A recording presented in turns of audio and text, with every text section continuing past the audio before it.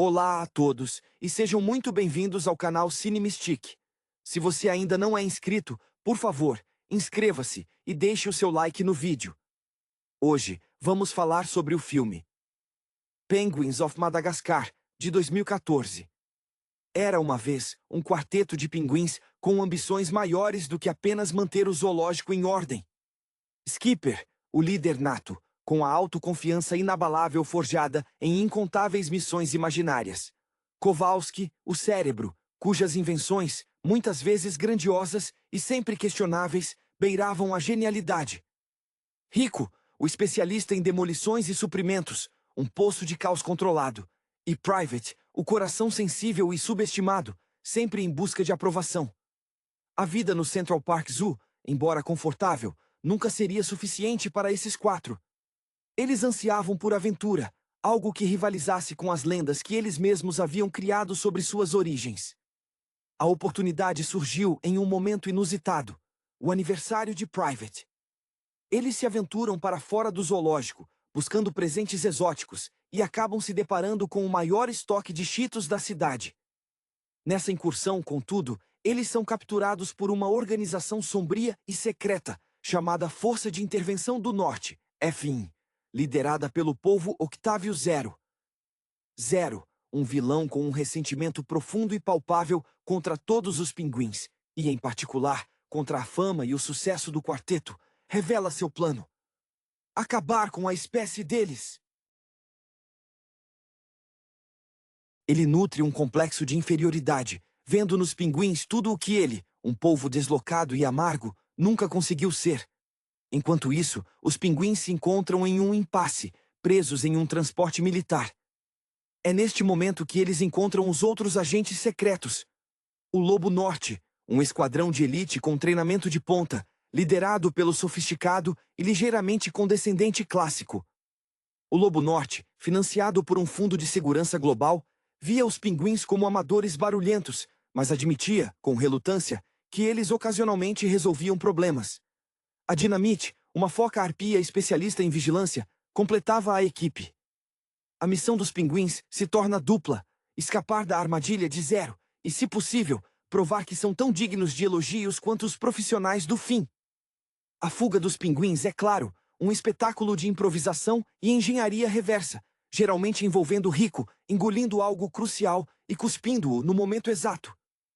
Eles descobrem que Zero está usando uma arma biológica poderosa, um soro que transforma pinguins em criaturas deformadas e sem graça, um ato que ele considera a vingança definitiva contra a alegria desnecessária que eles representam.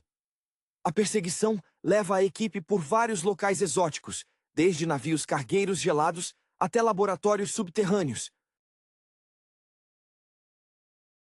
Skipper demonstra sua liderança firme, baseada em um instinto quase animalesco para o perigo, enquanto Kowalski tenta desesperadamente decifrar os planos de Zero, muitas vezes confundindo a matemática quântica com a receita de um bolo. Private, por sua vez, usa sua capacidade de ser ignorado a seu favor, ouvindo conversas cruciais que os outros ignoram. O clímax ocorre quando Zero injeta o soro em si mesmo, planejando dominar o mundo como um superpolvo, mas o efeito é, previsivelmente, catastrófico e descontrolado. O Lobo Norte, apesar de seu treinamento rígido, falha em conter a situação sozinho, forçando uma trégua temporária com os pinguins. É a combinação da tática insana de Skipper. Siga o plano B, C, D, até voltarmos ao A. A tecnologia funcional de Kowalski, que finalmente dá certo, e a coragem inesperada de Private, que salva o dia. Private, lembrando-se de como Zero é sensível à rejeição, consegue distraí-lo com uma demonstração sincera de que ele não é um pinguim, mas sim um polvo muito inteligente, embora mal intencionado. No final, o soro é neutralizado, Zero é capturado, e talvez receba algum tipo de terapia de grupo. E os pinguins são mais uma vez aclamados como heróis relutantes. O Lobo Norte, agora respeitoso, oferece um aceno de cabeça. De volta ao Central Park Zoo, Skipper garante a seus homens que, embora o mundo possa ter sido salvo, o verdadeiro prêmio é o camarão que eles conseguiram desviar no processo.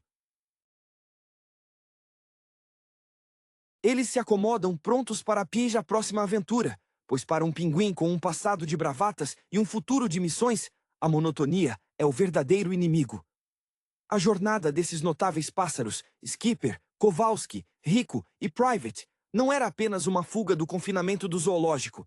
Era uma reafirmação de suas identidades forjadas no fogo da imaginação e da necessidade. Skipper, lembremos, sempre se via como um veterano de alguma guerra secreta esquecida, um Napoleão das geleiras, cujas ordens eram seguidas não por decreto, mas por uma aura de competência que ele irradiava, mesmo quando estava simplesmente pedindo mais peixe. Kowalski, esse gênio da parafernália, via cada fracasso de invenção como um passo necessário em direção à próxima solução milagrosa.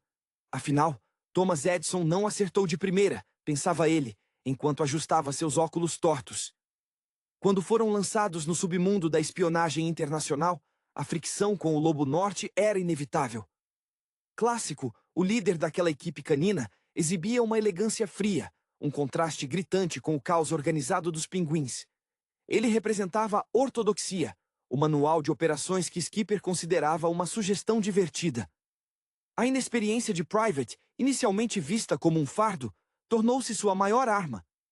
Sua inocência permitia-lhe ver soluções que a mentalidade militarizada do fim simplesmente ignorava. O vilão, Octávio Zero, era a personificação do ressentimento não processado. Ele não odiava os pinguins por algum ideal, mas porque eles eram felizes, barulhentos e amados, enquanto ele, um polvo que sonhava em ser um astrofísico respeitado, tinha sido reduzido a um mestre do crime medíocre. Seus laboratórios, cheios de tentáculos mecânicos e gráficos de ameaças, pareciam mais um refúgio para sua insegurança do que uma base de operações. A perseguição se intensificou quando os pinguins entenderam a extensão do plano de Zero: transformar a população de pinguins em criaturas apáticas, removendo seu brilho. Isso atingiu um nervo em Private. Ser desvalorizado era uma constante em sua vida no zoológico, mas ver sua espécie inteira reduzida ao tédio era inaceitável. Foi um momento de despertar para o pequeno. Houve uma cena memorável em que Rico teve que engolir um microchip de navegação que estava prestes a ser destruído. Rico, com sua boca parecendo um portal para o nada, cumpriu a tarefa sem pestanejar, um testemunho de sua devoção a qualquer coisa que envolvesse explosivos ou ingestão duvidosa.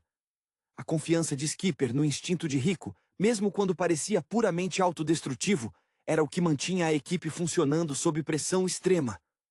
No confronto final, quando Zero se tornou a aberração que temia ser, transformando-se em uma massa descontrolada de fúria e tentáculos, foi a empatia inesperada de Private que desarmou a situação. Ele não atacou, ele reconheceu a dor de Zero, mas a recontextualizou. Você não é um pinguim ruim, Zero. Você é apenas um polvo que precisa de um hobby. Essa verdade, dita com a sinceridade que apenas Private possuía, quebrou a espiral de sua megalomania. O rescaldo foi uma volta à normalidade, mas com uma camada sutil de respeito acrescentada. O Lobo Norte, embora ainda se considerasse superior, agora entendia que a imprevisibilidade tinha seu valor tático. Eles aprenderam que a genialidade não reside apenas em fórmulas complexas, mas também na capacidade de fazer algo totalmente insano funcionar no momento exato.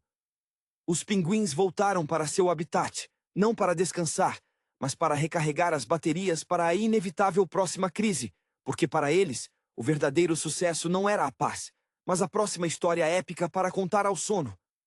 A dinâmica entre os pinguins e o Lobo Norte evoluiu de uma rivalidade profissional para um reconhecimento mútuo de competência, embora temperado pela imbatível arrogância do Skipper. Ele via a relutância do Clássico em sujar as patas como uma falha tática fundamental. Enquanto o Clássico confiava em tecnologia de ponta e protocolos testados em simulações, Skipper confiava na capacidade humana, ou pinguiniana, de se adaptar ao caos. Ele sempre tinha uma citação militar duvidosa, pronta para cada situação, geralmente inventada na hora, mas dita com tal convicção que todos, exceto talvez Kowalski, que tentava analisá-la, acatavam. Kowalski, por sua vez, sentia-se profundamente motivado pela presença do Lobo Norte. Ele via as invenções deles como um desafio direto à sua própria engenhosidade.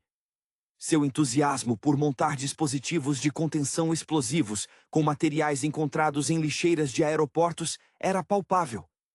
Em um momento crucial, quando precisavam desativar o sistema de defesa principal de Zero, Kowalski utilizou um dispositivo que, segundo ele, era um desmagnetizador quântico reversível, mas que, na verdade, era um liquidificador modificado com baterias de celular roubadas, funcionando perfeitamente por pura força de vontade e fé no seu raciocínio falho.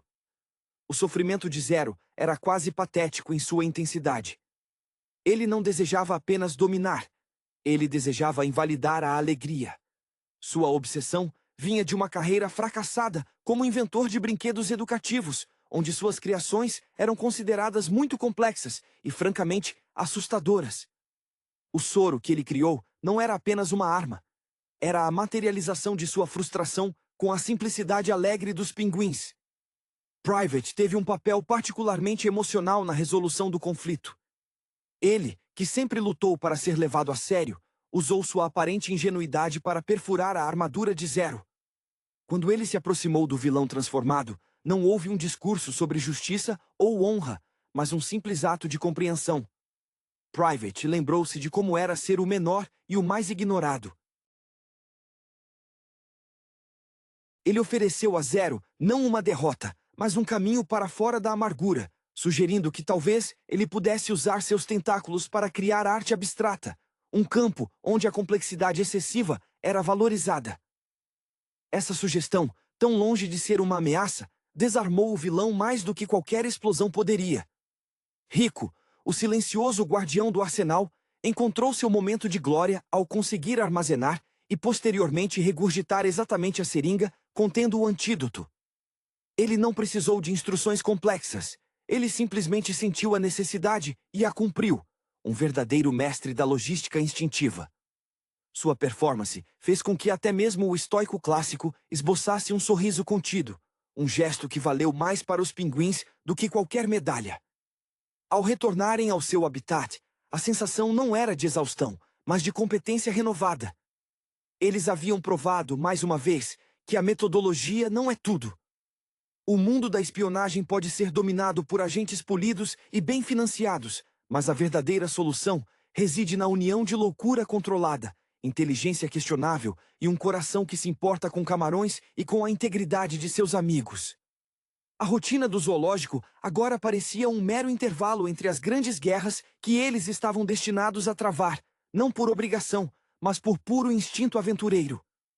O mundo, como sempre, parecia aliviado com o sumiço da ameaça, mas os pinguins sabiam que a paz era apenas o período de silêncio antes do próximo alarme. Naquela noite, enquanto os outros animais do zoológico dormiam em seus habitats habituais, os quatro se reuniram em seu antigo viveiro, agora decorado com alguns artefatos de suas recentes viagens. Um pedaço de um tentáculo robótico de Zero e um cartão de membro amassado do Finn. Skipper estava inspecionando um mapa da cidade que ele havia rabiscado em um guardanapo de um restaurante chinês. Sua testa estava franzida com a concentração que ele reservava para missões de nível máximo. "Atenção, equipe!" começou ele, sua voz baixa, mas carregada de autoridade. "A inatividade é o prelúdio da decadência. Kowalski, qual é o nosso próximo grande risco?" Kowalski, que estava desmontando e remontando um abajur para estudar a condutividade térmica, parou o trabalho, seus olhos brilhando. "Skipper, com base na análise dos padrões de sono dos chimpanzés e na frequência de entrega de bananas, prevejo que a infraestrutura logística do zoológico está vulnerável a um ataque de otimização. Precisamos de um novo sistema de camuflagem para o nosso suprimento de peixe, ou seremos expostos a inspeções indesejadas." A ambição de Kowalski sempre girava em torno de proteger a integridade do estoque de comida, a verdadeira riqueza da equipe. Rico, por sua vez, parecia inquieto. Ele estava mastigando um pedaço de borracha, mas seus olhos estavam fixos em um canto escuro. De repente, ele cuspiu a borracha, que se transformou em um pequeno detonador de relógio. Ele o entregou a Skipper, um presente não solicitado, mas sempre bem-vindo. "Isso", Skipper assentiu, entendendo a linguagem silenciosa de Rico. É o espírito de iniciativa. Mas por enquanto, vamos focar no problema da visibilidade. Private, qual é a sua avaliação sobre a moral das hienas? Private, que estava cuidadosamente organizando cartões postais de lugares que ele nunca tinha visitado, suspirou ligeiramente. Ele era o observador social da equipe. As hienas estão entediadas, Skipper. Elas estão começando a só fazer piadas sobre os lêmures de novo, e isso significa que elas precisam de um bom desvio. Para Private, a desventura alheia era um sintoma de que o mundo exterior estava estável demais.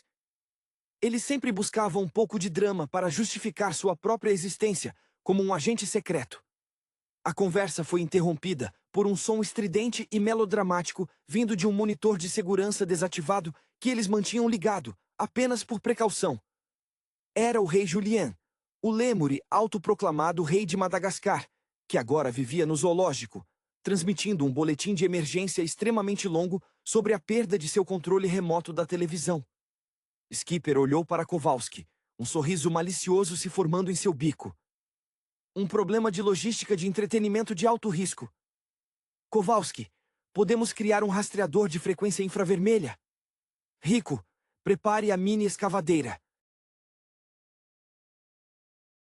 Private, você vai se infiltrar na área de entretenimento e determinar a localização exata do objeto perdido. Lembrem-se, cavalheiros, um zoológico seguro é um zoológico entediado, e pinguins entediados fazem coisas que nem mesmo o Lobo Norte ousaria documentar. A missão não era sobre salvar o mundo, mas sobre restaurar o equilíbrio do caos necessário para manter suas vidas interessantes. A aventura, para eles, era simplesmente o próximo passo lógico na gestão de seu ambiente de trabalho.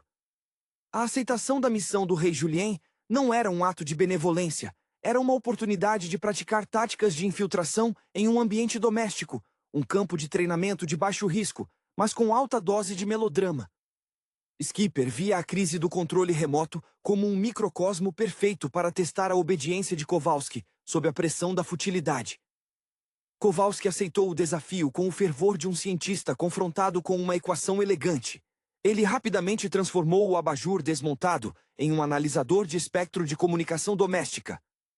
Ele argumentava que o espectro infravermelho do controle remoto era um sinal vital, a chave para o controle do ambiente de mídia, e que sua desestabilização poderia levar a uma tirania televisiva inaceitável.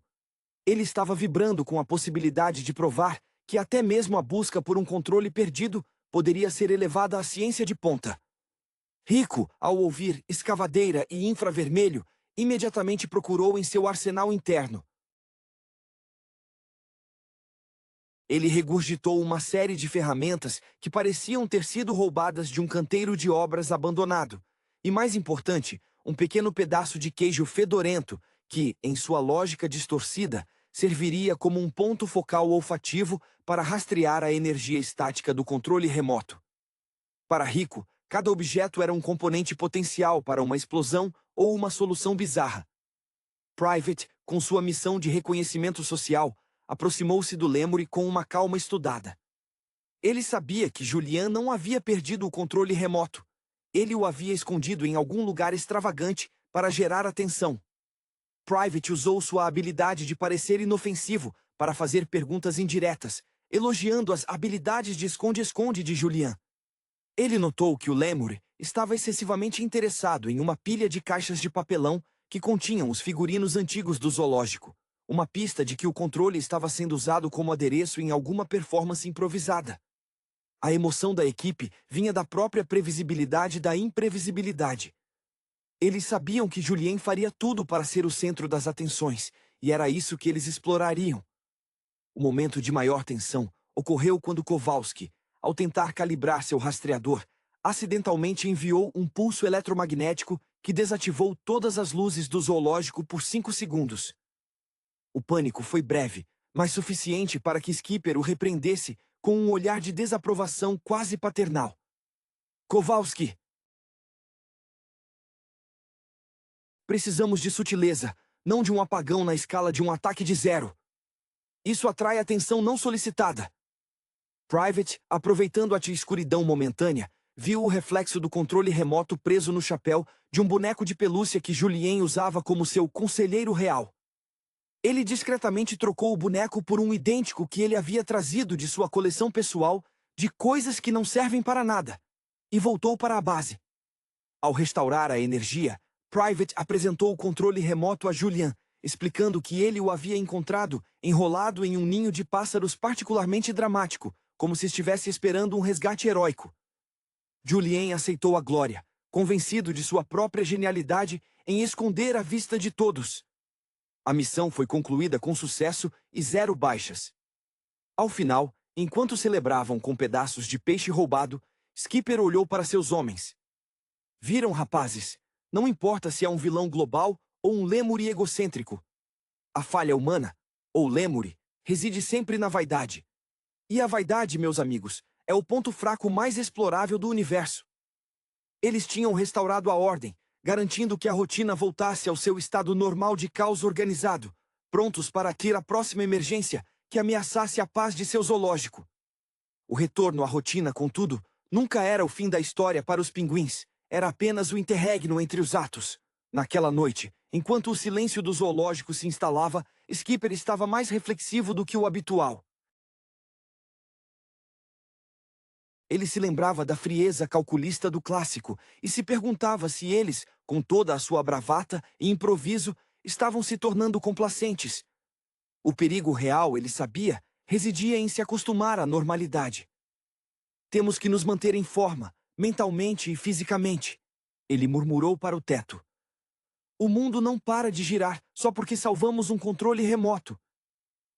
Kowalski, sempre pronto para a já próxima empreitada técnica, estava trabalhando em um novo projeto de monitoramento, motivado pela suspeita de que o Lobo Norte poderia estar espionando suas táticas de guerra assimétrica. Ele estava construindo um microvibra-detetor de feltro para identificar qualquer tecido de uniforme de espionagem infiltrado na área das gazelas. Sua inspiração vinha da necessidade de provar que sua tecnologia, embora construída com sucata, superava a sofisticação dos gadgets do fim. Ele sentia que o treinamento formal deles carecia da faísca da genialidade do desespero, algo que ele dominava com maestria. Enquanto isso, Rico estava envolvido em um projeto pessoal de otimização de armazenamento. Ele havia montado uma pequena caverna atrás de um arbusto falso, onde ele organizava seus achados mais preciosos. Molas, pedaços de metal enferrujado e, inexplicavelmente, um par de óculos de sol femininos. Sua carreira era a de um arquivista do caos. Cada item tinha um propósito explosivo potencial, ou pelo menos um valor nostálgico para ele. Ele estava visivelmente agitado, pois sentia a falta da emoção de uma demolição iminente. Private, o mediador emocional, sentiu a tensão na equipe. Ele percebeu que a vitória contra Zero os tinha deixado um pouco arrogantes. Ele se aproximou de Skipper, oferecendo-lhe um biscoito de algas que ele havia guardado para emergências de baixo astral. Skipper, disse Private suavemente, talvez devêssemos focar em algo mais construtivo por um dia? Um novo projeto de paisagismo para o nosso ninho? Apenas para relaxar a mente, sabe? Skipper deu um sorriso forçado. Relaxar, Private? Relaxar é o que os flamingos fazem. Nós somos pinguins. Nossa construção é a constante vigilância contra a mediocridade. No entanto, a sugestão de Private tocou uma fibra sensível. Ele odiava a ideia de estagnação. Na manhã seguinte, Skipper canalizou essa necessidade de atividade para algo que parecia inofensivo, mas que ele elevou ao nível de uma operação militar. A grande reorganização do estoque de peixe. Kowalski, declarou Skipper, apontando para o depósito de suprimentos. Sua tarefa é redesenhar o layout para maximizar o fluxo de consumo e minimizar a detecção externa. Precisamos de corredores de acesso rápido, zonas de isolamento térmico e, se possível, um sistema de catapulta para transferir cargas pesadas sem esforço. Kowalski viu isso como a chance de aplicar princípios de engenharia aerodinâmica a produtos alimentícios. Ele passou horas desenhando fluxogramas complexos sobre a curvatura ideal de uma sardinha para um arremesso eficiente. Rico transformou-se no supervisor de construção. Ele usava um capacete de segurança pequeno e desproporcional, e sua principal contribuição era mover blocos de gelo com precisão aterradora, muitas vezes usando pequenas cargas de explosivos para quebrar os blocos maiores nos tamanhos ideais, surpreendentemente sem danificar o peixe adjacente. Private, por sua vez, focou na estética e na moral da força de trabalho. Ele insistiu que cada fileira de peixe deveria ser alinhada por cor e tamanho, criando um efeito visual que ele chamou de harmonia escandinava, o que fez Skipper revirar os olhos, mas permitiu que a operação prosseguisse sem conflitos. A operação durou um dia inteiro, culminando em um depósito de peixe que era ao mesmo tempo eficiente, seguro contra invasores e visualmente impressionante. Ao final, Skipper contemplou o resultado. Não era a salvação do mundo, mas era a prova de que eles eram mestres em sua própria pequena esfera. "Bem feito, rapazes", ele disse, finalmente relaxando o ombro tenso. "Esta é a defesa mais robusta que já criamos. Agora, quem está pronto para um teste de campo?" A ameaça do tédio havia sido, por mais um dia, neutralizada pela autoimposição de uma nova missão épica. O teste de campo proposto por Skipper não tardou a surgir, e veio disfarçado da maneira mais mundana possível. Um surto de desorganização no setor de aves migratórias do zoológico, que estava sob os cuidados temporários de um pombo mensageiro reformado chamado Percy, um burocrata alado conhecido por sua obsessão por formulários e burocracia. Percy, em um acesso de pânico provocado por um erro de preenchimento na planilha de alimentação de outono, havia acidentalmente liberado um lote de filhotes de flamingos juvenis, aves conhecidas por sua falta de senso de direção e sua extrema sensibilidade à cor rosa. Skipper viu nisso um teste de mobilidade tática em terreno desconhecido, e logo a equipe estava em ação. "Kowalski, precisamos de um plano de contenção não letal que respeite a fragilidade emocional dos flamingos", ordenou Skipper, assumindo o papel de comandante de resgate. Kowalski, vendo a oportunidade de aplicar sua nova teoria sobre caminhos de fluxo não invasivos, rapidamente projetou um sistema de barreiras móveis, utilizando os restos da reorganização do estoque de peixe. Ele transformou pedaços de gelo e caixas de isopor em uma rede de corredores direcionais, baseando-se na premissa de que os flamingos seguiriam instintivamente o que parecesse mais elegante ou socialmente aceitável. Para Kowalski, era a aplicação da física comportamental em seres com penas longas. Rico estava encarregado da isca. Ele rapidamente encontrou um objeto que, segundo ele, atrairia qualquer criatura que buscasse atenção. Um antigo megafone com um pequeno dispositivo de som acoplado que ele havia usado para amplificar seu próprio grunhido de satisfação. Ele programou o megafone para emitir um som que imitava o chamado de acasalamento de um flamenco, mas com um tom ligeiramente mais agressivo, esperando que a confusão sonora atraísse os filhotes para perto. Private, mais uma vez, assumiu a função de empatia e comunicação. Ele se lembrou de que os flamingos jovens, quando assustados, tendem a se agrupar em torno da figura mais estável e menos ameaçadora. Ele caminhou lentamente, adotando uma postura suave e curvada, e começou a cantarolar uma canção de ninar suave que sua mãe pinguim costumava cantar em sua infância na Antártida. Uma melodia que, ironicamente, era completamente desconhecida para os pássaros tropicais, mas cujo ritmo constante oferecia um conforto inesperado. O caos inicial era imenso. Os filhotes corriam em círculos, confundindo as barreiras de gelo de Kowalski e reagindo com alarmes estridentes ao megafone de Rico. Mas foi a intervenção calma de Private que começou a surtir efeito. Os filhotes, cansados do pânico, começaram a se aproximar da figura calma e cantora. Skipper observava de cima de uma cerca, com os braços cruzados, permitindo que Private trabalhasse. Ele não precisava interferir. Este era o momento de Private brilhar, de usar a sensibilidade que era frequentemente subestimada como fraqueza. Quando os flamingos estavam quase todos reunidos perto de Private, Skipper acionou sua própria tática.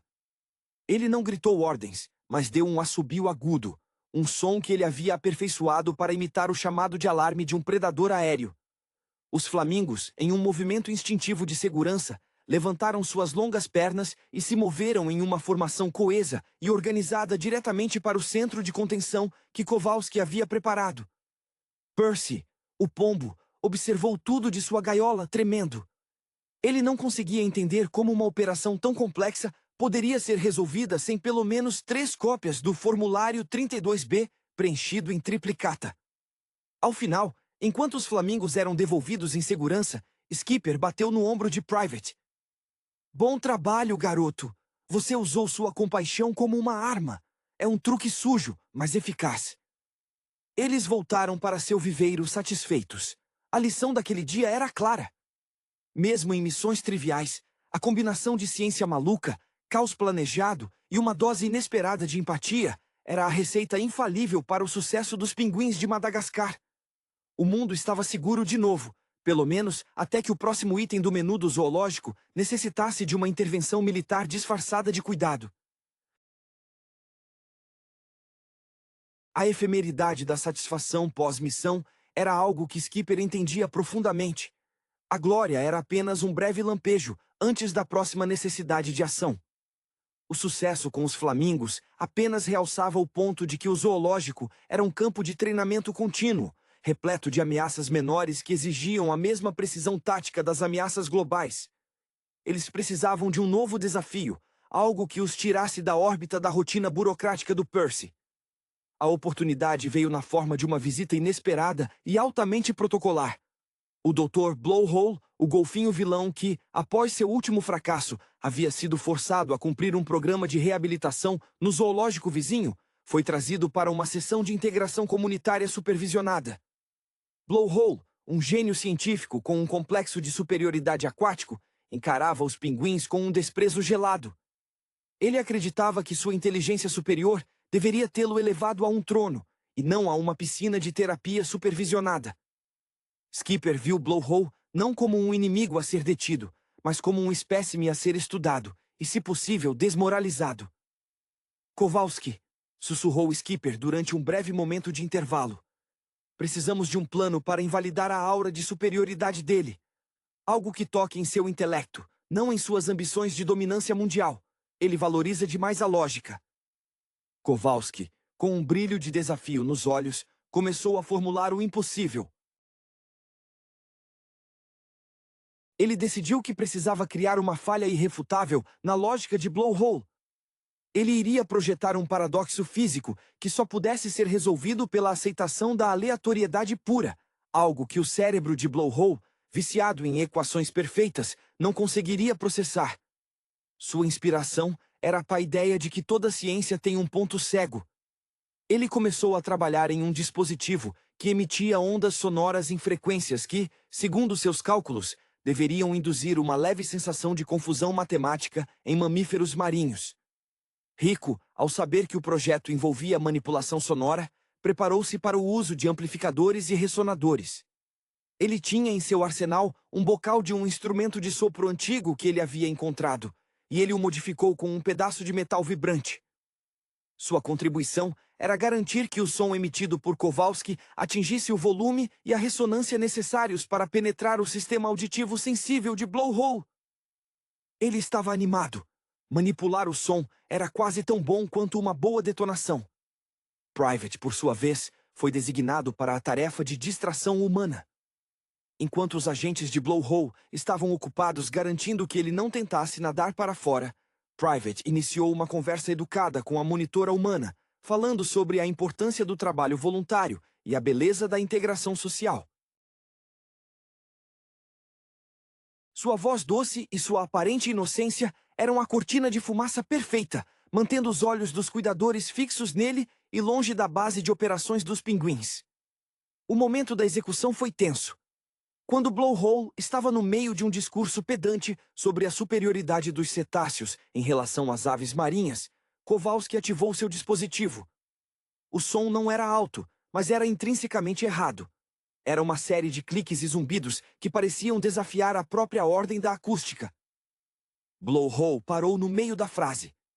Seu olho direito começou a piscar em um ritmo irregular. Ele tentou formular uma refutação, mas suas palavras saíam como monossílabos atrapalhados. Ele tentava aplicar sua lógica, mas o som parecia reorganizar seus pensamentos em um loop infinito de e se e mas por quê. A arrogância começou a se esvair, substituída por uma frustração quase infantil. Skipper aproveitou o momento de paralisia intelectual. Ele caminhou calmamente até a borda da piscina, onde Blowhole estava sendo contido. Sabe, doutor, disse Skipper com a voz fria e firme. O problema com gênios como você é que vocês se apegam tanto às regras que esquecem que o universo é, em sua essência, uma piada muito longa. E, francamente, sua piada não é engraçada.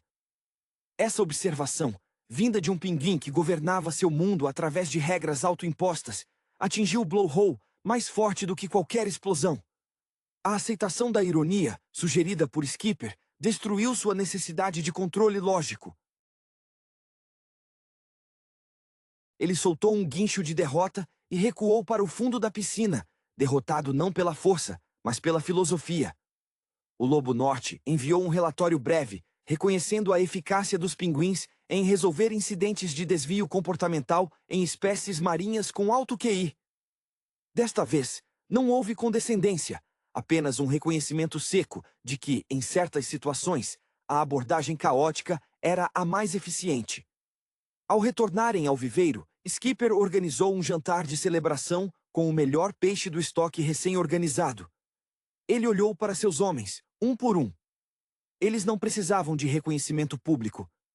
Eles tinham a satisfação interna de saber que, enquanto o mundo tentava impor ordem, eles eram os mestres em orquestrar o caos produtivo.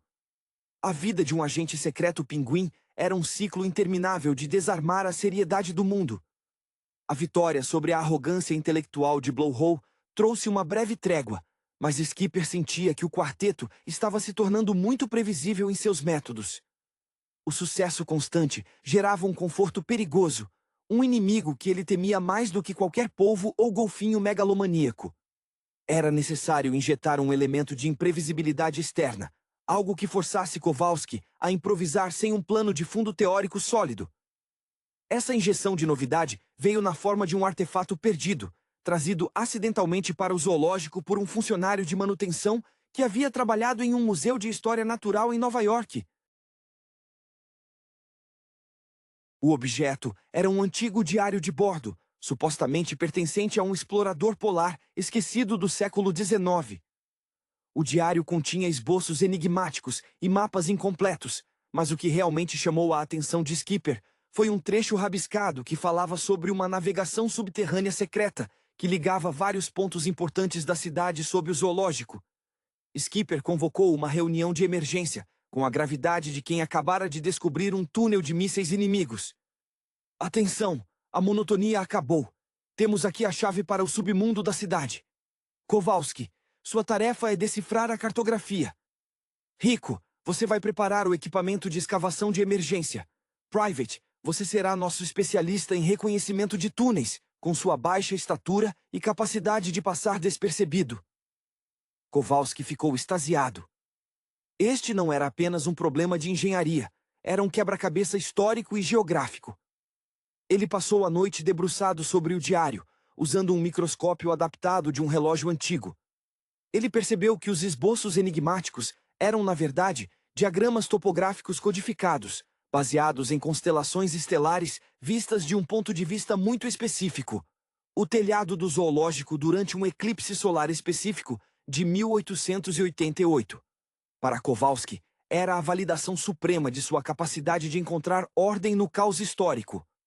Rico, sempre o pragmático, estava montando seu kit de exploração de túneis.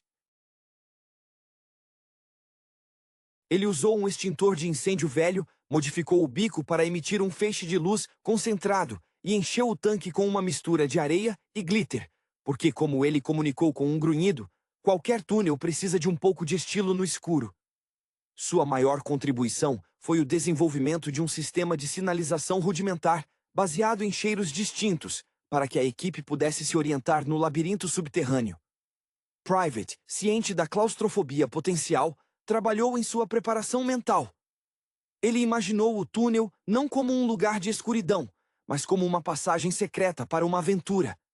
Ele carregou sua mochila com itens essenciais, biscoitos de algas extras, um pequeno espelho de maquiagem, para reflexão tática e autoavaliação, e um livro de bolso sobre etiqueta social, caso encontrassem outras criaturas subterrâneas. A entrada para a navegação secreta era um bueiro abandonado atrás da jaula dos ursos polares. A descida foi dramática. Skipper liderou com sua lanterna na mão, confiando em seu instinto de direção, que raramente falhava, embora fosse baseado em crenças não verificáveis. O túnel era úmido, escuro e cheio de ruídos estranhos. O primeiro desafio foi um cruzamento de túneis, onde os mapas de Kowalski pareciam se contradizer. Kowalski estava à beira de um colapso nervoso, pois a realidade física não se alinhava com a matemática do século XIX. Foi Private quem resolveu o impasse.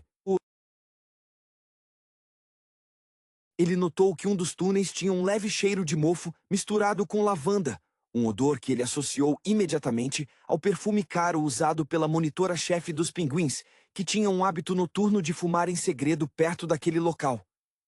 Eles usavam perfumes caros naquela época, Skipper, ele deduziu. E a monitora sempre anda por aqui. Guiados pelo olfato e pela lavanda, eles encontraram a rota principal. O túnel não levava até um tesouro de ouro, mas a uma câmara secreta abandonada, que servia como um ponto de encontro esquecido por antigos funcionários do zoológico que queriam escapar do barulho. A câmara estava repleta de velhos troféus de concursos de aquarismo e caixas de suprimentos esquecidos. Skipper sorriu, inspecionando um troféu prateado em forma de peixe. Não é ouro, rapazes, mas é a prova de que, mesmo quando você acha que conhece todos os cantos do seu mundo, sempre há um nível mais profundo de mistério a ser desvendado. Eles retornaram ao zoológico antes do amanhecer, não com riquezas materiais, mas com a satisfação de quem mapeou o desconhecido. Kowalski arquivou o diário como evidência de engenharia histórica incorreta, mas funcional. A aventura subterrânea serviu para lembrar a todos que a verdadeira base de operações não era o viveiro, mas a mente curiosa e sempre em movimento de Skipper e sua equipe. A exploração, eles sabiam, era a única forma de manter seus espíritos tão aguçados quanto os bicos de seus corpos. A descoberta da câmara secreta trouxe uma satisfação fugaz, mas a verdadeira recompensa, como o Skipper sempre soube, era a lição aprendida sobre a falibilidade dos registros históricos. O diário do explorador, embora inspirador, havia ignorado a influência humana posterior, provando que a história, assim como a ciência, era sempre passível de emendas não autorizadas. A equipe, agora imersa em um ciclo vicioso de descobertas e retornos à rotina, sentia a necessidade de legitimar suas habilidades diante de um público que não testemunhava suas façanhas. A oportunidade de exibição veio com o Festival Anual de Talentos do Zoológico, um evento que Skipper desprezava como sendo o auge da futilidade, mas que ele via como uma plataforma tática. É hora de mostrar a estes mamíferos e répteis que a verdadeira arte performática reside na coordenação tática, declarou Skipper, limpando o bico com um ar de ensaio geral para uma invasão. Vamos apresentar uma performance que combina precisão militar com o poder da música de marcha. Kowalski abraçou o desafio musical com fervor técnico. Ele não estava interessado em notas, estava interessado em decibéis e ressonância. Seu projeto principal era um amplificador sônico direcional, construído a partir de funis de jardim e peças de sucata de um micro-ondas antigo. O objetivo era que sua seção de percussão, executada por Rico, pudesse ser ouvida claramente em todo o zoológico, demonstrando controle sobre a paisagem sonora. Kowalski estava convencido de que a frequência certa poderia até mesmo reorganizar as moléculas de água nas piscinas vizinhas. Rico, por sua vez, estava encarregado da performance pirotécnica controlada. Ele não via a apresentação como música, mas como uma sequência coreografada de pequenas detonações seguras. Ele havia preparado uma série de foguetes de confete, que eram, na verdade, pequenos cartuchos de fumaça colorida, projetados para explodir em sincronia com o ponto alto da música. Seu maior desafio era garantir que o glitter em seus mísseis de confete não fosse excessivo, o que ele considerava uma falha de bom gosto. Private foi designado como o solista vocal, a parte que exigia a maior dose de charme puro e não tático. Ele ensaiava discretamente, sua voz clara e melodiosa, contrastando estranhamente com o clangor da bateria de Rico. Ele não almejava a glória, mas sim a aprovação silenciosa de Skipper, que, apesar de tudo, dependia da capacidade de Private de humanizar ou pinguinizar suas missões. O dia do festival chegou. A plateia estava repleta de animais, incluindo o rei Julien, que estava tentando organizar um número de dança com os lêmures que parecia mais um surto epiléptico. E os agentes do Lobo Norte, que estavam presentes em uma inspeção de rotina, disfarçados de voluntários de controle de multidões. Clássico observava com uma expressão de ceticismo monumental. Quando os pinguins subiram ao palco, o silêncio era quase hostil. Skipper começou a marcha com uma batida militar forte, ditando o ritmo com seus pés. Kowalski ajustava freneticamente um dial em seu amplificador, e Rico entrava com sua percussão, usando latas e pratos de metal com uma precisão rítmica surpreendente.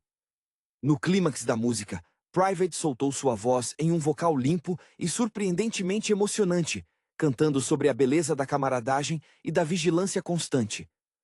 No momento exato, os foguetes de confete de Rico explodiram em uma cascata de cores vibrantes, iluminando o palco. A reação foi imediata e avassaladora. Os animais, inicialmente céticos, explodiram em aplausos e gritos. Até mesmo os chimpanzés pararam de jogar fezes. O Lobo Norte teve que se afastar da área, pois a intensidade da performance de sincronia e o impacto visual eram maiores do que qualquer treinamento de campo que eles haviam experimentado. Clássico, forçado a registrar a qualidade da apresentação, deu um aceno lento, quase imperceptível. Era um reconhecimento. Os pinguins não eram apenas sobreviventes, eram artistas do caos estruturado. Skipper, ao descer do palco, sentiu-se estranhamente satisfeito. Viram, rapazes? A disciplina tática é a base de toda grande arte. Agora voltem ao trabalho. Precisamos planejar nosso próximo movimento antes que a glória nos deixe moles. Eles tinham conquistado o palco, mas o verdadeiro prêmio era a certeza renovada de que, quando quisessem, poderiam desviar a atenção do mundo inteiro com uma batida militar bem executada e um pedaço de explosivo brilhante. A rotina estava restabelecida, mas com um novo nível de confiança na capacidade de encantar e intimidar. A Jornada dos Pinguins de Madagascar, apresentada no longa-metragem de 2014, oferece um mergulho vibrante e, por vezes, surpreendentemente profundo, na dinâmica de um grupo de aves marinhas que transcende a função de meros coadjuvantes carismáticos das franquias Madagascar e Rei Julian. Este filme se estabelece não apenas como uma comédia de ação, mas como uma exploração das identidades individuais dentro de um coletivo rigidamente estruturado, refletindo, em um tom cômico, os desafios da autonomia pessoal e da lealdade inabalável. O quarteto central, Skipper, Kowalski, Rico e Soldado, traz para a tela a personificação de arquétipos militares levados ao extremo da caricatura. Skipper, o líder inquestionável, ecoa figuras clássicas do cinema de guerra e espionagem, como os comandantes obstinados, mas sua motivação raramente se afasta da proteção de sua família ou da anulação de ameaças percebidas.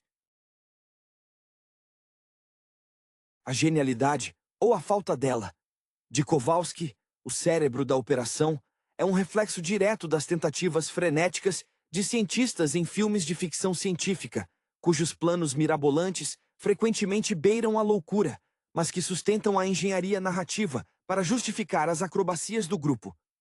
Rico, o especialista em demolições e suprimentos, que regurgita tudo o que precisa, é o motor físico imprevisível, um tropo estabelecido nas animações que valoriza a ação bruta sobre a lógica.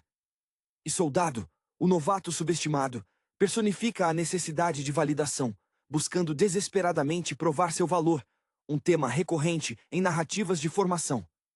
A trama, que os lança contra o vilão Dave, um polvo rancoroso movido por uma vingança pessoal contra a fama dos pinguins, serve como um catalisador para desmantelar a autopercepção do grupo.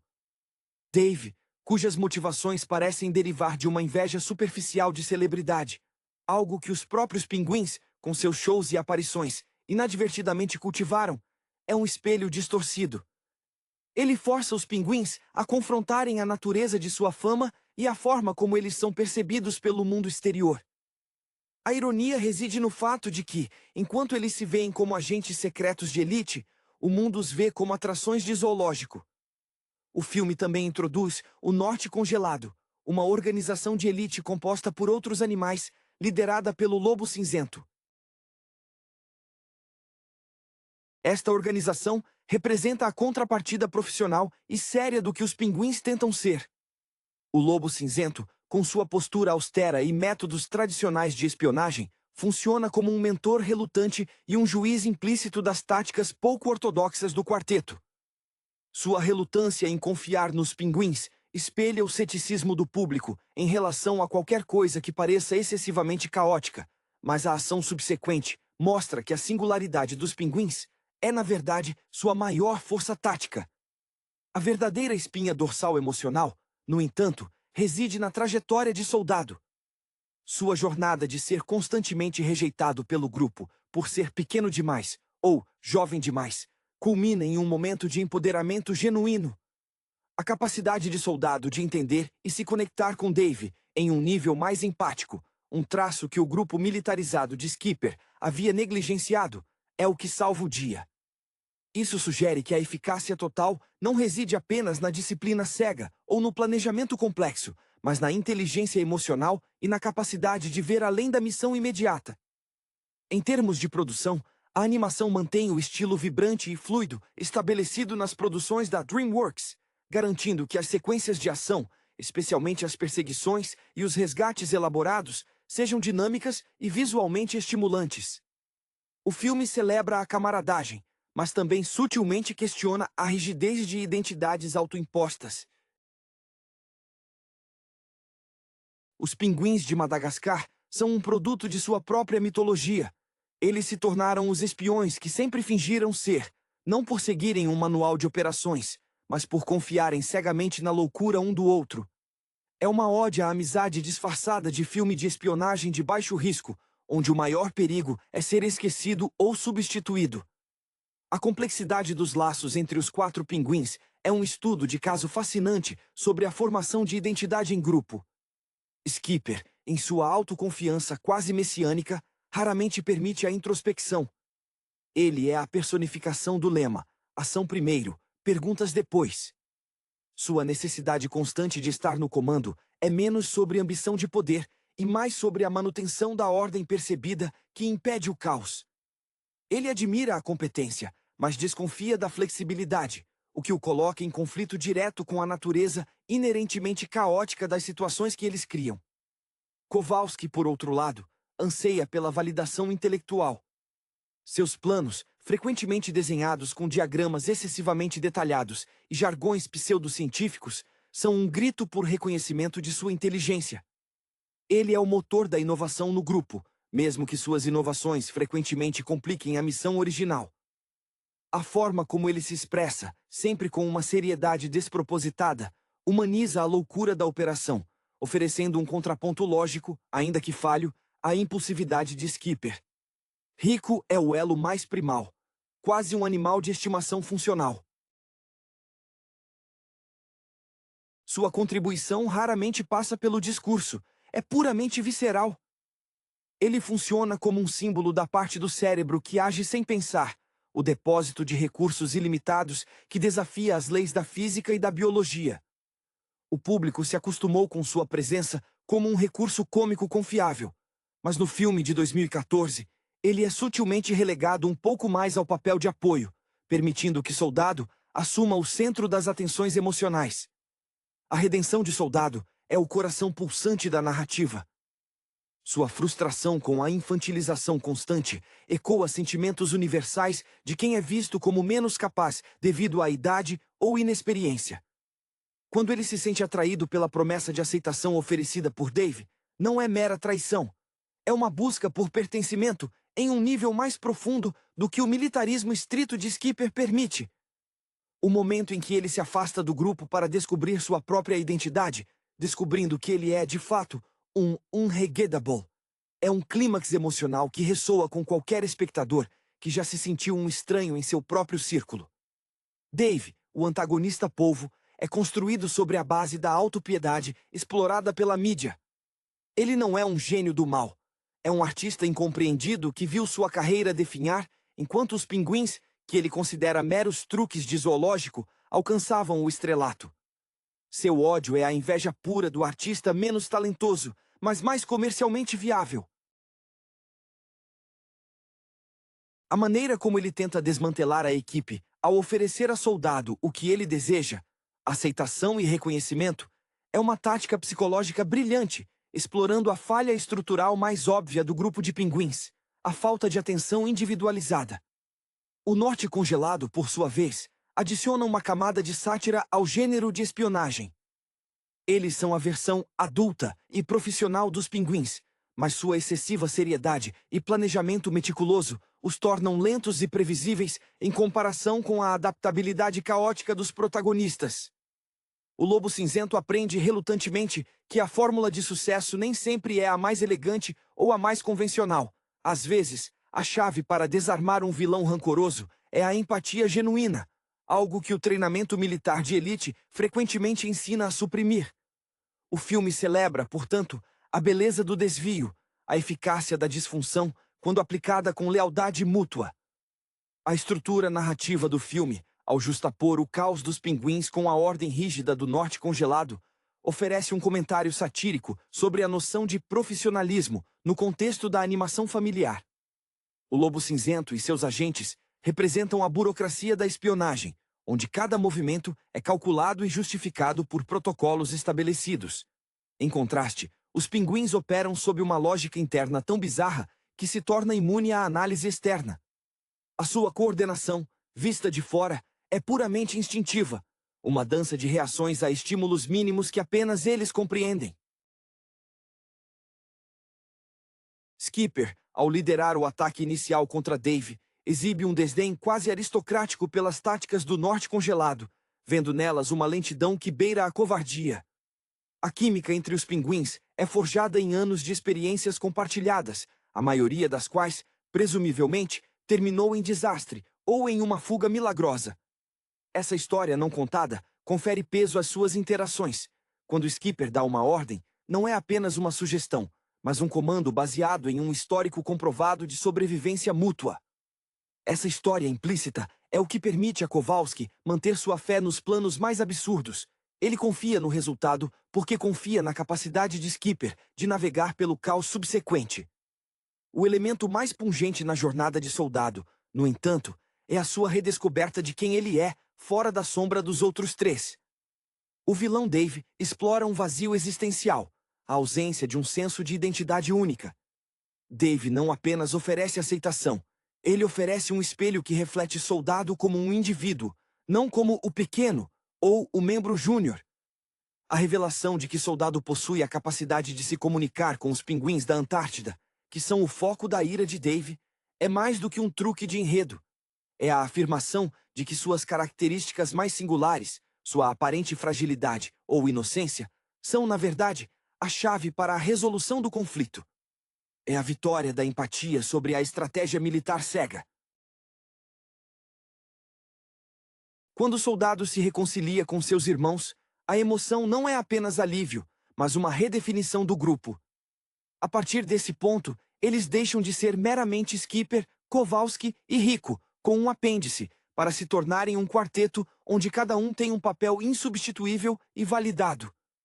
O filme consegue, através do humor acelerado e das explosões estilizadas, entregar uma mensagem surpreendentemente madura sobre o custo de pertencer e a importância de celebrar as peculiaridades que nos diferenciam, especialmente quando o mundo tenta nos encaixar em categorias rígidas, como ator de circo ou agente secreto de elite. No final, a maior missão deles é garantir que ninguém fique para trás, um princípio que supera qualquer código de conduta militar. A representação da celebridade e da fama no filme, catalisada pela obsessão de Dave, serve como uma metacrítica sutil à própria indústria de animação e ao estrelato adquirido pelos personagens em múltiplas mídias. Os pinguins são, de certa forma, vítimas de seu próprio sucesso derivado. O pânico de Dave ao ver os pinguins recebendo atenção durante a temporada de Natal em Nova York espelha a ansiedade do artista estabelecido, temendo a chegada de um fenômeno viral mais popular. Dave, com sua atuação teatral e seu desejo por um show exclusivo, busca desesperadamente recuperar o holofote, ilustrando como a percepção pública pode ser volátil e, para alguns, viciante. Essa dinâmica de celebridade é fundamental para entender a motivação dos pinguins em manter sua fachada de espiões. Ser um agente secreto fornece um propósito que transcende o mero entretenimento de zoológico. É uma forma de controle sobre a narrativa de suas próprias vidas. Skipper, em particular, se agarra à identidade de líder tático, porque a desordem da vida cotidiana, como a rotina monótona do cativeiro, é infinitamente mais assustadora do que qualquer perigo importado de uma missão internacional. O filme explora a linha tênue entre o papel que desempenhamos para o mundo e quem realmente somos quando as câmeras se apagam. Para os pinguins, a diferença entre os dois é quase nula, mas o arco de soldado ameaça quebrar essa simbiose. A influência do norte congelado também se estende à forma como o filme aborda a cooperação intergrupal. O ceticismo inicial do Lobo Cinzento deriva de uma mentalidade de apenas os melhores trabalham juntos, uma visão hierárquica que é desmantelada pela necessidade prática. O Lobo Cinzento precisa admitir que as táticas baseadas em caos planejado são mais eficazes contra um inimigo motivado pela emoção descontrolada. A lição aprendida por esta organização de elite é que a eficiência máxima exige não apenas habilidades técnicas superiores, mas também uma compreensão da psicologia do oponente, algo que o Lobo Cinzento, focado demais em tecnologia e infiltração, inicialmente negligencia em favor de sua abordagem fria e analítica. A necessidade de uma união tática entre o método e a loucura é o ponto de convergência do filme, onde a seriedade militar encontra o espetáculo cartunesco.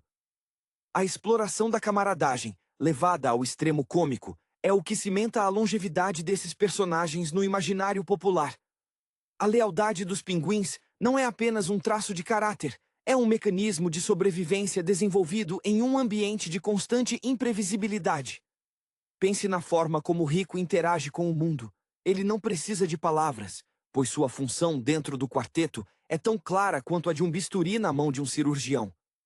Sua disposição em ingerir e expelir qualquer objeto necessário, desde dinamite até um guindaste miniatura, é a manifestação física da ideia de que, em uma equipe coesa, cada membro cumpre uma função insubstituível, não importando quão bizarra ela possa parecer para o observador externo.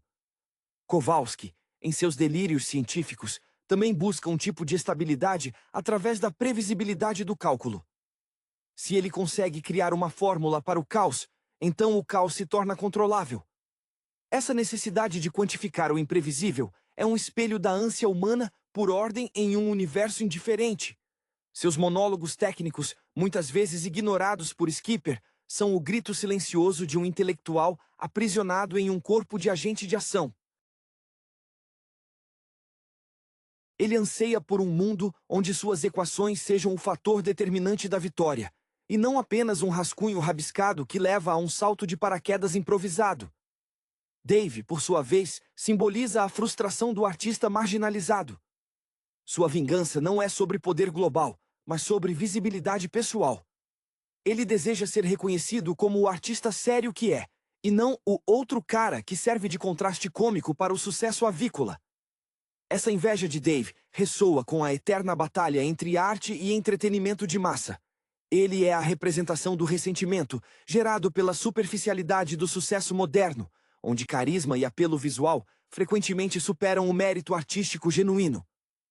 A tentativa de Dave de sabotar a imagem dos pinguins é, em essência, uma tentativa de desacreditá-los como artistas e, consequentemente, elevar seu próprio status. O crescimento de soldado, ao final, é a vitória do afeto sobre o adoutrinamento militar. O treinamento de Skipper ensinou o soldado a ser um soldado. A experiência com Dave e sua subsequente reconciliação o ensinam a ser um indivíduo. Ele aprende que ser um membro valioso não significa replicar as habilidades dos mais velhos, mas sim trazer uma perspectiva nova e essencialmente diferente. Sua capacidade de se conectar com os pinguins selvagens, seres que o grupo principal sempre tratou com desdém distante ou como meros obstáculos ambientais, prova que a humildade e a empatia são táticas de inteligência emocional superiores à rigidez de uma mentalidade de campo de batalha. O filme, assim, encerra com a reafirmação de que a verdadeira força de um time reside na aceitação incondicional de suas vulnerabilidades e peculiaridades individuais. A dinâmica interna do grupo, rigidamente mantida por Skipper, é testada até o limite quando a individualidade é necessária para a sobrevivência, um tema que se encaixa perfeitamente na tradição das narrativas de equipe disfuncional que funciona. Skipper, com sua predileção por terminologias militares exageradas, cria um ambiente onde o erro não é apenas punido, mas visto como uma falha de caráter. Essa pressão constante molda a insegurança de soldado, mas paradoxalmente também fortalece a dependência mútua dos outros três. Kowalski nunca questiona Skipper abertamente, mas a maneira como ele reformula seus relatórios, transformando o desastre iminente em uma probabilidade estatisticamente baixa. É seu ato sutil de rebelião intelectual, uma tentativa de impor lógica onde apenas a autoridade reside. O contraste com o norte congelado é crucial para definir a identidade dos pinguins. O Lobo Cinzento opera sob a premissa de que a emoção é uma fraqueza tática. Quando ele tenta impor seus métodos de vigilância silenciosa e planejamento antecipado, ele falha miseravelmente contra a natureza imprevisível de Dave. Isso sugere que o filme não está apenas elogiando a amizade, mas a eficácia do improviso culturalmente específico. Os pinguins são produtos de seu tempo no zoológico de Nova York e de sua obsessão midiática. Suas táticas são um subproduto de observação de filmes de ação e da cultura pop, tornando-os estranhamente adequados para combater uma ameaça nascida da mesma cultura de celebridade. Dave, o polvo vingativo, encapsula a tragédia do artista esquecido, que recorre ao terrorismo para obter atenção. Sua performance de vilania é grandiosa e teatral, refletindo uma tentativa desesperada de se colocar no palco principal. Ele não quer destruir o mundo. Ele quer que o mundo pare de prestar atenção nos pinguins e olhe para ele. Essa motivação é profundamente humana, e em sua caricatura, serve para ancorar a comédia em um substrato de melancolia sobre a efemeridade da fama. O fascínio que ele exerce sobre Soldado não é sobre lealdade ao mal, mas sobre a promessa de ser visto como um igual, algo que a hierarquia dos pinguins lhe negou. A resolução, onde Soldado usa sua conexão empática para pacificar os pinguins selvagens, os primos de Dave, que são o alvo final da arma do vilão, é a coroação do tema central. A inclusão vence a exclusão. O treinamento militar ensinou a Skipper como lutar, mas ensinou a Soldado como pertencer. Ao aceitar Soldado em sua plenitude, Skipper realiza inadvertidamente a missão mais importante de todas: a preservação da unidade familiar através do reconhecimento mútuo. O filme, portanto, não é sobre espionagem, mas sobre como construir uma identidade de grupo que seja flexível o suficiente para absorver e celebrar seus membros mais singulares, transformando o que parece ser uma fraqueza em uma arma decisiva. A estética visual do filme acompanha a frenética energia de seus protagonistas, utilizando um design de produção que maximiza o contraste entre os ambientes exóticos e a artificialidade do cativeiro. As cenas de ação, especialmente aquelas envolvendo o submarino improvisado ou a fuga do laboratório do norte congelado, são coreografadas com uma precisão que beira o balé físico, mesmo que a física seja constantemente subvertida em nome do humor. Essa fluidez visual é crucial, pois ela permite que o espectador aceite a premissa central, que 4 pinguins podem operar como uma unidade de operações especiais altamente treinada, sem questionamentos profundos sobre verossimilhança. Kowalski, com seu intelecto febril, oferece momentos de alívio cômico através de suas invenções, que invariavelmente se voltam contra o grupo ou exigem um esforço hercúleo de Rico para serem consertadas ou utilizadas. Ele é o arquiteto da complexidade, o que torna a simplicidade da solução de soldado ainda mais potente. Em um sentido metanarrativo, Kowalski representa a supervalorização da complexidade técnica na resolução de problemas, enquanto soldado simboliza a eficácia da comunicação direta e desarmada. A jornada de Kowalski, embora menos focada, é a de aceitar que nem todo problema pode ser resolvido com um novo gerador de plasma ou um raio de reversão temporal. O relacionamento entre Skipper e Dave atinge seu clímax quando a rivalidade pessoal se transforma em um impasse existencial. Skipper vê Dave como a personificação da ameaça à sua autoridade e ao seu status de líder, enquanto Dave vê Skipper como o arquétipo do sucesso superficial. A batalha deles não é por território ou segredos, mas por narrativa. Quem tem o direito de contar a história dos pinguins? A arrogância de Skipper, alimentada por anos de vitórias, quase o cega para a vulnerabilidade de seu irmão mais novo. É um lembrete de que mesmo as estruturas de liderança mais fortes podem se tornar pontos cegos quando a lealdade se transforma em rigidez dogmática. A cena da reconciliação final, onde Soldado se coloca no centro da atenção, é um momento de rara ternura dentro do universo cômico. O abraço fraternal subsequente não é apenas um fechamento feliz, mas um endosso explícito da nova ordem. Soldado, agora, é validado não por imitar Skipper ou Kowalski, mas por ser ele mesmo. O filme, em sua essência frenética, celebra a importância da terapia familiar não oficial, onde o verdadeiro trabalho de equipe se manifesta na capacidade de perdoar e redefinir papéis sem a necessidade de um manual de operações. Os pinguins de Madagascar provam que mesmo os espiões mais endurecidos precisam de validação emocional para realmente funcionarem em plena capacidade. A sutileza com que o filme aborda o tema da agência individual versus a identidade de grupo é um dos seus trunfos mais inesperados. Os pinguins, individualmente, são arquétipos bem definidos que parecem ter se cristalizado em suas funções. No entanto, a verdadeira ameaça que Dave representa não é física, mas psicológica. Ele força cada um a contemplar o que aconteceria se sua função específica desaparecesse. Se Skipper não fosse o líder, ele seria apenas um pássaro teimoso.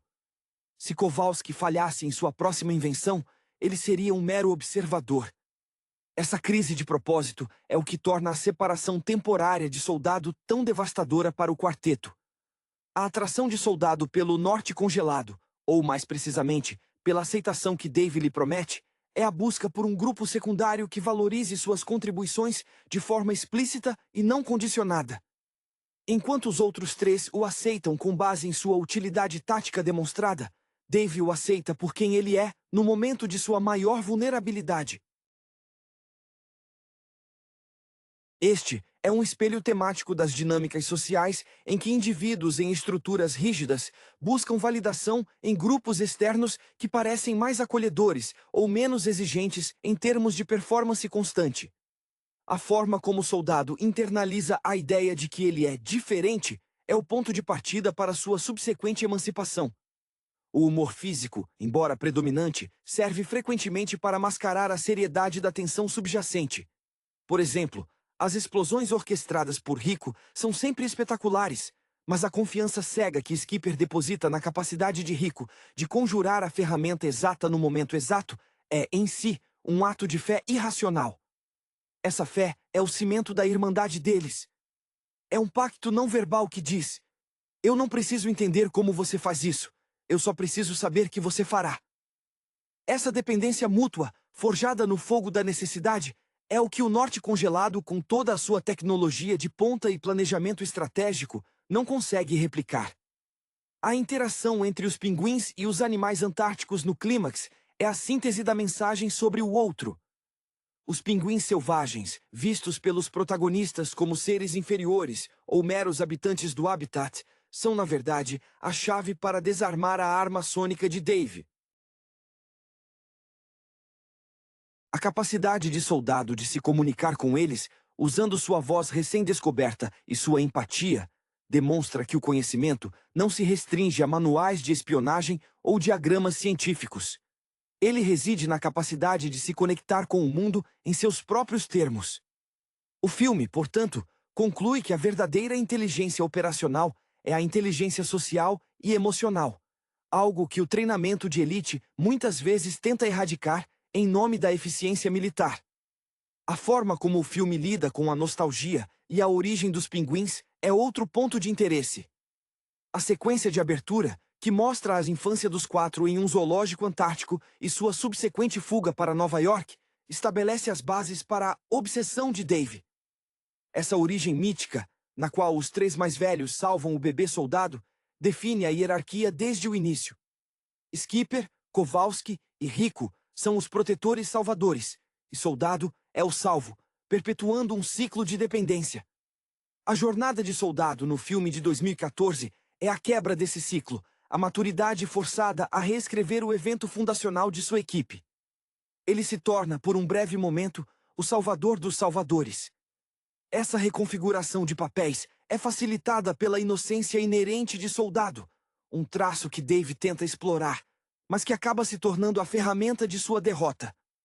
Enquanto os pinguins mais velhos se concentram em desmantelar a máquina de Dave com táticas e explosivos, Soldado se concentra na máquina emocional do vilão. O uso da música pelos pinguins selvagens, que ressoa com a natureza dos parentes de Dave, não é apenas um golpe cômico. É uma afirmação de que a comunicação eficaz muitas vezes requer abandonar a linguagem da força e adotar a linguagem da identidade compartilhada. A vitória não é pela superioridade tática, mas pela superioridade empática, um conceito estranho ao rígido código de conduta do norte congelado, mas vital para os pinguins. Em suma, Os Pinguins de Madagascar é uma comédia de ação que utiliza seu verniz de espionagem internacional para explorar temas de identidade, pertencimento e o preço da fama. A lealdade inabalável do quarteto é posta à prova, revelando que a verdadeira força de uma equipe reside na capacidade de valorizar o membro que se sente mais marginalizado. É uma celebração vibrante de como a disfunção controlada, quando baseada em afeto profundo, pode superar a ordem estéril de qualquer agência de elite. A maneira como o filme encerra, reintegrando o soldado não como um igual resgatado, mas como um membro fundamental redefinido, estabelece um novo paradigma para o futuro da equipe. O resgate de soldado não é apenas a recuperação de um ativo perdido, é a adoção de uma nova filosofia operacional. Skipper, que sempre valorizou a eficiência acima de tudo, é forçado a admitir, através de suas ações, ou pela ausência de seu veto imediato, que a inteligência emocional de soldado é um ativo estratégico tão valioso quanto as bombas de Rico ou os cálculos de Kowalski. Isso sugere uma evolução na liderança de Skipper, que passa de um comandante autocrático para um líder que, no final, prioriza a saúde da unidade acima da pureza da doutrina. Dave, em sua derrota, serve como um lembrete trágico da fragilidade da notoriedade. Sua incapacidade de aceitar que o sucesso nem sempre recompensa o mérito artístico mais profundo, mas sim o apelo mais amplo, sela seu destino. Ele personifica a figura que tenta forçar o reconhecimento através da destruição, uma tática que sempre falha contra heróis cuja força reside na construção e na manutenção de seus laços internos. Dave é derrotado pela própria irmandade que ele tentou replicar. A conexão entre os pinguins selvagens, provando que a autenticidade, mesmo que caótica, é mais resistente do que a vingança calculada. A arquitetura narrativa, que equilibra sequências de alta octanagem, como a invasão do laboratório flutuante, com momentos íntimos de diálogo entre os pinguins, garante que o espectador permaneça engajado, tanto na ação quanto na emoção. A trilha sonora, que oscila entre a música de espionagem clássica e ritmos mais alegres, sublinha essa dualidade entre o papel que eles desejam desempenhar, agentes sérios, e quem eles realmente são, comediantes adoráveis. O filme consegue, com maestria cômica, provar que a lealdade incondicional é, em última análise, o gadget mais poderoso de todos.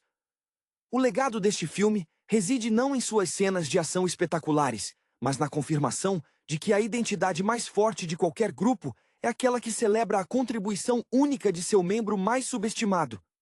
A contínua celebração da disfunção como forma de excelência tática, é talvez a marca registrada mais duradoura do filme. O norte congelado, ao final, não é totalmente conquistado, mas sim integrado temporariamente ao raio de ação dos pinguins. O Lobo Cinzento, ao se render à metodologia caótica de Skipper para na fase final da missão, concede uma vitória moral à filosofia dos pinguins. A rigidez é o inimigo da adaptação.